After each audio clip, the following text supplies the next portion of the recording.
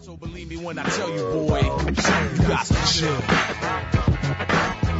All right, y'all, welcome back to the show. It's Anti-War Radio on Chaos 95.9 FM in Austin, Texas, streaming live worldwide on the internet at chaosradioaustin.org and at antiwar.com/radio.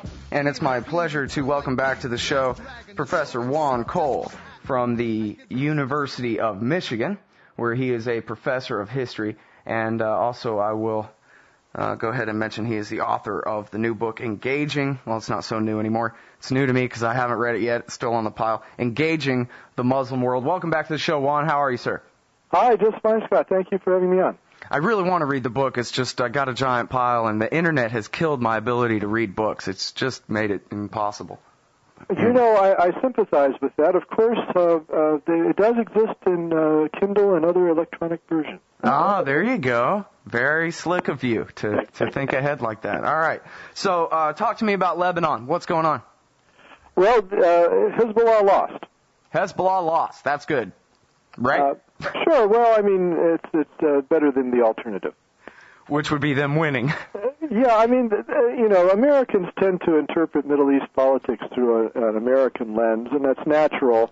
But Lebanon's a very complex place. So, you know, some pretty bad guys got elected, and is not necessarily a cause for joy. But what would have happened if Hezbollah and its coalition partner, which is a Christian party, by the way, had come out on top?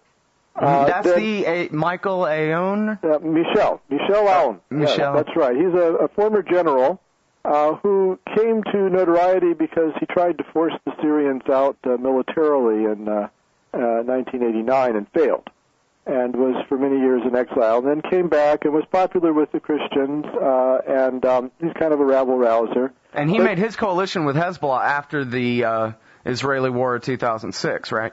Well, he was already, I think, going in that direction before that war. But yeah, he threw in with Hezbollah and came close to Syria, even though he'd been an enemy of Syria's earlier on.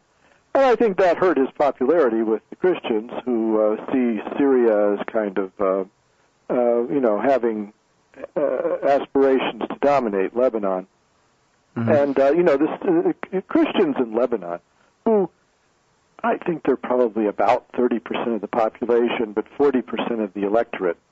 You know, they're entrepreneurs, a lot of them. They're small business people. They're the kind of people that are the backbone of the American Republican Party. And Syria is a one-party socialist state, so you can only imagine what they think about being dominated by Syria. Right. Well, and, you know, I saw a headline that said that Nasrallah, the head of Hezbollah, said that he thought that the election results were fraudulent, but he was going to go ahead and accept his defeat with good sportsmanship in the democratic way, he said. Is that right? That's right. Well, you know, what could he do? He and Aoun had kept claiming that the popular support for them was far beyond what is reflected in Parliament. And it is true. Lebanon's districts are gerrymandered.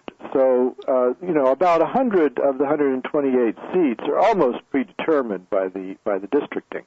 So the margins are where the action was. Mm-hmm. But what was interesting in this election was that people were expecting that it was the Christians who would be the swing vote and would make the determination. And that happened to some extent.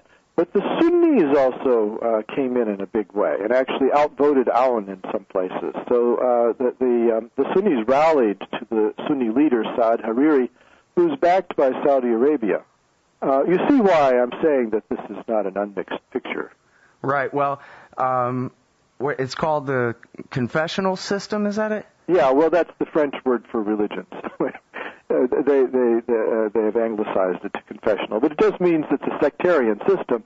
You tend to vote for within your own religious group, mm-hmm. but then you have choices, you know, of parties that want to represent your religious group, and then there are mixed lists. So sometimes your religious group will make an alliance with another one, which is what happened with Hezbollah and Aoun's Christians. Mm-hmm. Well, yeah, if anybody wants to learn anything just about how complicated Lebanon is, just look up their confessional constitutional system on Wikipedia or whatever, and you'll understand what a complicated place that must be.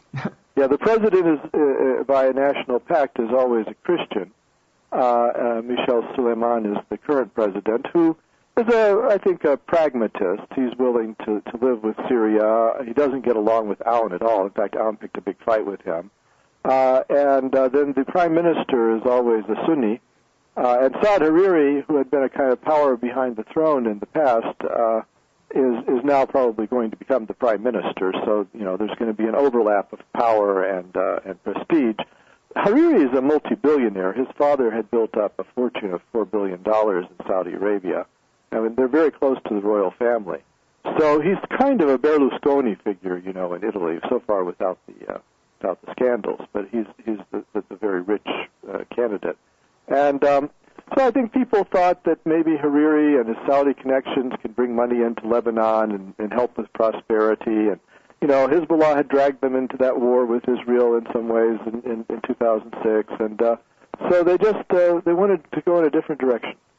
Mm-hmm. Well, although it seemed like all the backlash from that was pro-Hezbollah backlash after that war, where rather than being blamed for picking the fight, they were credited with heroically resisting the invasion. During the war, yes, the Christians even rallied to Hezbollah. But that's worn off a bit now, huh? Well, what happened was last year this time, in 2008, there was a tiff between Hezbollah and the government over surveillance of the Beirut airport. And Hezbollah was being cut off from some intelligence at the airport, which they felt would make them vulnerable, even to some Israeli plots. So they came out into the streets and took over West Beirut just to show they could. And the army and Saad Hariri had a small militia. They were helpless before Hezbollah. But it caused Hezbollah for the first time to train their weapons on other Lebanese. And the Lebanese had put up with this Hezbollah militia because it was down there in the south fighting with the Israelis. And the Lebanese thought, well, the Israelis kind of have sticky fingers with regard to Lebanon's south, and it's all to the good to have somebody down there fighting them. But if they're going to be spreading out through West Beirut, which some parts of which are very shishi, with machine guns, and you've got these seedy Shiite militiamen all over the place, that put people off. And some people, in the after-election polls, cited that incident as one reason to turn against Hezbollah. Mm-hmm. All right, now let's change gears here a little bit. Barack Obama's speech in Cairo. My impression, if George Bush had given this speech on September 15th instead of, we won't distinguish between our enemies and anyone else we feel like killing, and if he had meant it, then this would have really been important. But it seems to me to not be that big of a deal. What do you think of this? Oh, I think it's a very important speech. In fact, some people are pointing out that some of the, maybe at the margins, Obama's speech might have had an impact on the Lebanese elections because you had all those Sunnis who were willing to vote for a group that, was depicted by Hezbollah as pro-American, and all of a sudden being pro-American was not such a big liability. I think that may be only the first of many benefits of that speech. But so the whole day late and dollar short thing, you don't think is that powerful a factor in this? No, I think, in politics it's always possible to have a new beginning. Okay. You look at the Democratic Party in 1980 and how much disarray it was, and it was in the wilderness for 12 years. Yeah. And then it came back under Clinton, and the same thing happened with Obama. So, in politics, you can reset. You can hit a reset button. Well, Michael Scheuer has a piece on antiwar.com today called "What if Osama calls Obama's bluff?" And what if Osama puts out a thing that says, all right, we'll give you a ceasefire as long as you do the things that you already voluntarily said that you were going to do. Get out of Iraq, get out of Afghanistan, stop, put pressure to give up, to have the Israelis give up the West Bank and Gaza for a Palestinian state.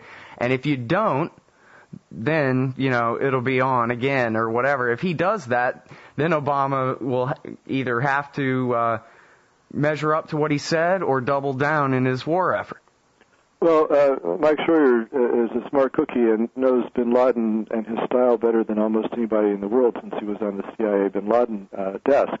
And what I would say in response, however, is that in essence, bin Laden swims in the sea created by American policy or discontent with American policy, and that it's irrelevant what bin Laden says now. If Obama actually achieves those things you mentioned, then he would be pulling the plug on al-Qaeda anyway, because they can't recruit people to blow themselves up over minor grievances. And if Obama fixes the major grievances, then the whole thing will go away. Yeah, well, and I guess that's really what I was getting at with I wish George Bush had given this speech right after September 11th, and this had been the policy was, hey, maybe we've overstepped, but we're certainly not deserving of things like this, and we're going to go after our few enemies, and we're going to leave everybody else alone and prove, how magnanimous we are and all that stuff. Well, what was remarkable about the speech is how little it departed from stated Bush administration policy. Because Bush called for a Palestinian state and went back to two-state solution. Bush negotiated the SOFA that sets the timetable for U.S. withdrawal from Iraq. If you think about it, and Obama is as determined as Bush to crush the Taliban in Afghanistan. So there isn't, with regard to policy, there wasn't a whole lot of daylight. Of course, there were important things like Obama's stopped torture and wants to close Guantanamo and is against democratization by guns. But what's really would be significant is that Bush didn't mean it. That is to say, he didn't do anything significant about establishing a Palestinian state and getting a two-state solution. He just said that's what his goal was, and then he let things drift and basically handed policy over to the Israeli right. So what would be different is that if Obama actually follows through on these things, and then, you begin to build a bank of credibility for the United States in the region, and that would be very important. Personally, I know there are a lot of doubts out there, especially among your group, about Obama's determination with regard to getting out of Iraq, pursuing peace in Israel, Palestine, and so forth. I think he means it. I think he and his group, Axelrod and Rahm Emanuel and so forth, have decided that this is what needs to be done for the benefit of the United States. And moreover, that it would also be good for Israel in the region. And I think they're going to follow through on it, more or less. I mean, the time when there's no special ops forces in Iraq might be distant, but to have ordinary everyday army and jeeps patrolling neighborhoods in Iraq, I think that those days are coming to a close. Well, I wonder about that. That's, Patrick Coburn says that America really has done what Bush said about the whole they'll stand up, we'll stand down thing, and he's empowered Maliki so much that basically if Maliki wants us out, we're in no position to stop him anymore. That's exactly right. First of all, he's got an elected parliament which conducted these negotiations and voted on the SOFA, on the Status of Forces Agreement. So the United States, people criticize the U.S. as a hegemonic power and all these, it has bases all over the world and so forth. But I don't know of an instance where a government has demanded that we leave, where we didn't have, where a lease had run out and the government says, okay, go. Yeah, and it's too late to just shoot Maliki and replace him. Yeah, and we got out, I can't tell you how much the Navy wanted Subic Bay in the Philippines, but when the Filipino Senate said go, we went. So I think that, that this withdrawal from Iraq, it won't be complete in the sense that there will be special ops forces there. The U.S. Air Force will likely give Maliki's military some air support from time to time. Mm-hmm. But to have this big troop contingent there, I think he really does mean to get out. And if he does, then it would settle things down in the Arab world because, other Arabs identify very deeply with Iraq. They're not as invested in the Afghanistan issue. Mm-hmm. So I think that will be a very important step. Got my vote, Mr. President. Let me ask you about this. Obama said in that speech, we will respect Iran's right to their civilian nuclear program as guaranteed in the Non-Proliferation Treaty, which they're signatory to, as long as they can continue, or not continue, he didn't admit that, as long as they can verify it's just for peaceful purposes. And yet, we all know, anybody who's been paying attention knows that they have a safeguards agreement with the IAEA, and that the IAEA has continued to verify the non-diversion of their nuclear material from anything other than their openly declared safeguarded civilian nuclear program. And then Hillary Clinton goes on George Stephanopoulos and, threatens a first strike against Iran if they don't give up their nuclear program, which he just said he basically pretended, at least in that speech, to be, stepping back from the Bush policy, which is you're not allowed to enrich uranium on your own soil, regardless of what it says in the NPT. Right. Well, I've got a chapter, as you know, in the book on the background of all this in Iran. And let me just say this.